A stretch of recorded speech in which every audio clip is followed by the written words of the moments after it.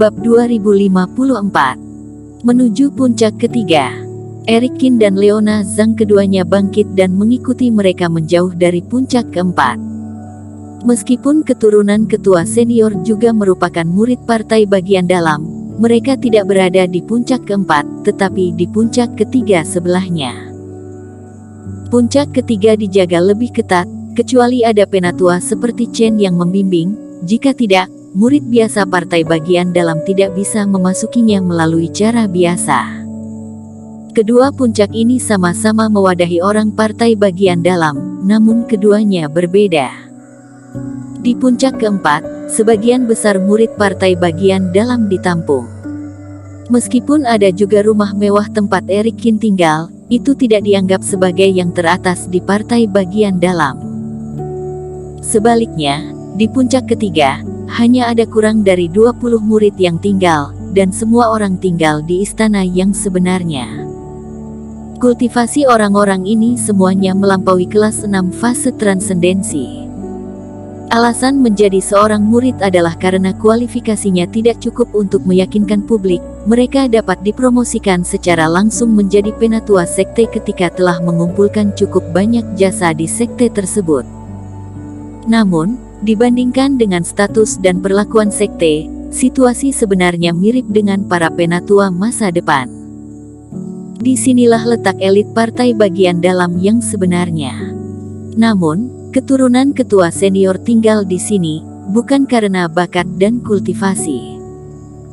Selama penerbangan, Leona Zhang dan penatua guru Lin terus berbicara dengan suara rendah, sementara Eric Qin dan Chen terbang di sisi lain. Eric Qin juga sedikit ingin tahu tentang ini, jadi Chen terbang sambil memperkenalkan situasi keturunan Master Sekte Tang. Waktu itu, ketua senior yaitu setelah guru aku meninggal, Huo Zong mengklaim bahwa itu adalah pria misterius yang mengambil tindakan. Cahaya pedang yang mengejutkan menghancurkan guru, bahkan dia hampir terbunuh. Yang aneh adalah kakak seperguruan menjadi gila setelah itu.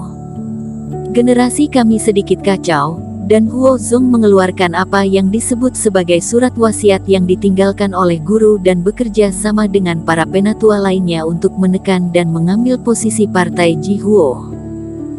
Sejak itu, keturunan ketua senior telah diatur untuk perlindungan di puncak ketiga. Saat Chen berkata, dia tidak bisa menahan diri untuk mendengus dingin. Ini hanya mengatasnamakan perlindungan. Menurutku itu tidak lebih dari tahanan rumah.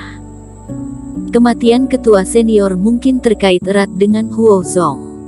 Hati nuraninya merasa bersalah dan khawatir dengan keturunan keluarga Huo. Dia menggunakan ini sebagai alasan untuk mengurung keluarga guru.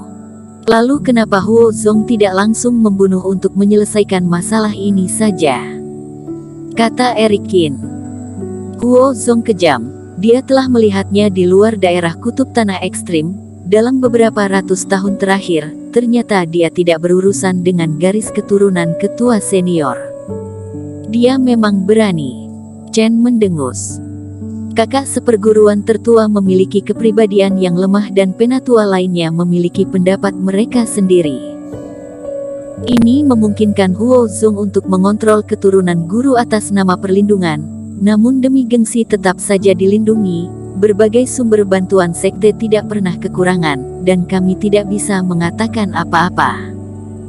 Tetapi jika Huo Zong ingin menggunakan kekerasan, garis keturunan kami belum putus. Dia menggunakan apa yang disebut pesan terakhir guru untuk naik tahta sebagai ketua sekte, dan akhirnya menyerang keturunan ketua sekte, maka kebohongan sebelumnya akan terbongkar sendiri. Pada saat itu dia bahkan tidak bisa menjadi ketua sekte. Selain itu, kakak seperguruan tertua yang dapat mengancam posisinya sudah gila, dan sifat kakak seperguruan tertua tidak suka berebutan. Keturunan guru kultivasinya yang tertinggi hanya puncak fase transendensi. Mereka sama sekali tidak dapat mengancam posisinya sebagai ketua. Di permukaan, dia bagaimanapun adalah muridnya guru. Bila ketahuan membunuh gurunya dan menghancurkan keturunan, maka Huo Zong tidak bisa mengendalikan partai Ji Huo. Eric Qin mengangguk. Toh, semuanya adalah pilihan pro dan kontra. Meskipun Huo Zong memiliki apa yang disebut pesan terakhir ketua senior, tetapi dia tidak mendapatkan segel api suci, lambang dari ketua partai Jihuo, sehingga dia tidak dapat dinyatakan resmi. Tidak heran sekte sihir Wuying mengatakan bahwa setelah Huo Zong dibawa pergi, Huo Zong rela mengundurkan diri. Takutnya Huo Zong bisa menjadi ketua sekte saat itu karena ada juga bayangan sekte sihir Wuying di belakangnya. Sayang sekali garis keturunan kami telah menyia-nyiakan waktu selama ratusan tahun. Kami tidak menemukan segel api suci lambang kepercayaan guru yang hilang ataupun menyelamatkan kakak seperguruan agung. Jika tidak, kami tidak akan ditekan oleh pihak Huo Zong.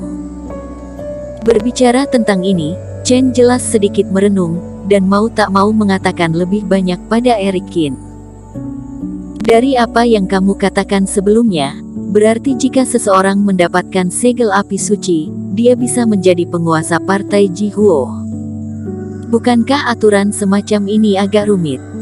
Eric Qin bertanya dengan rasa ingin tahu. Tidak semudah itu membiarkan segel api suci mengakui tuannya.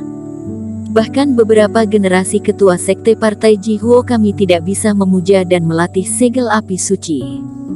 Singkatnya, itu sangat sulit. Tapi begitu pemujaan dan pelatihannya berhasil, itu juga memiliki kekuatan besar bagi kultivator yang mengkultivasikan api suci. Kata Chen. Percakapan antara mereka berdua secara alami lewat transmisi suara, terlepas dari suara Elder Lin dan Leona Zhang. Secara alami, hal-hal seperti itu tidak dapat dikatakan kepada orang luar. Ketika tiba di puncak ketiga, menunjukkan tanda mereka, dan berjalan menaiki tangga batu ke atas gunung, Chen merasa bahwa dia keluar dari topik, dan kemudian membawa topik itu kembali. Yang akan aku ajak kamu temui adalah cucu perempuan guru, keturunan dari darah terdekatnya.